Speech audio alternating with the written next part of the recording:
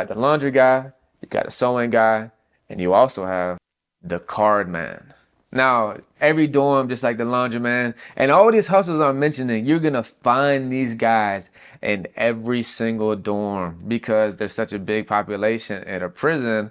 Man, there's so much room for opportunity in the marketplace, to figure out your lane and to figure out your hustle.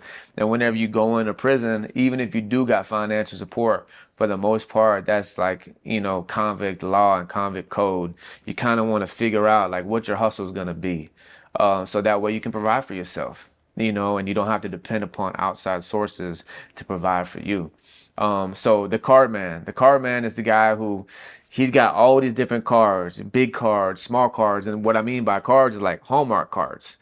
Some of these card men, they go up to the chapel and the chapel hands out cards. So they'll go get as many cards as they can from the chapel all the time. So they literally have a whole locker full of cards of just chapel cards, but then they also make cards themselves. And some of these card men are insane, bro. They'll be out not only in the dorm, like a lot of the card men, like in the dorms, they'll just lay all the cards out on their bunk all day. They'll be sitting by their bunk if it's open bay, or even in a two-man cell. Or maybe if it's two-man cell, people don't really walk by and look at people's cells too much, so they'll bring the cards down like to the table where people playing dominoes and cards, and they'll kind of keep them propped up so people can see them and people want to buy them.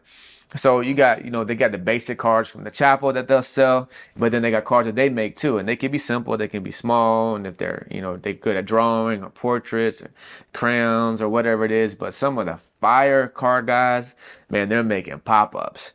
You open it up and it pops up and there's a guy fishing, whatever it is, man. And you can come to these card men and not only buy whatever they have. Some cards, $1, $2, $5. Some of these pop-up nice cards can be like $10. And then you can even come to them with your vision, like, yo, my son plays football.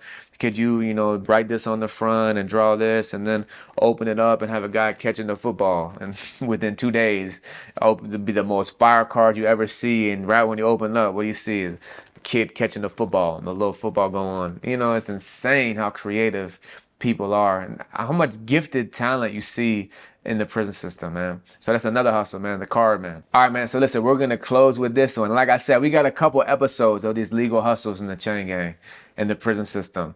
So this tie all the way back in, man, to the intro. Choke 'em,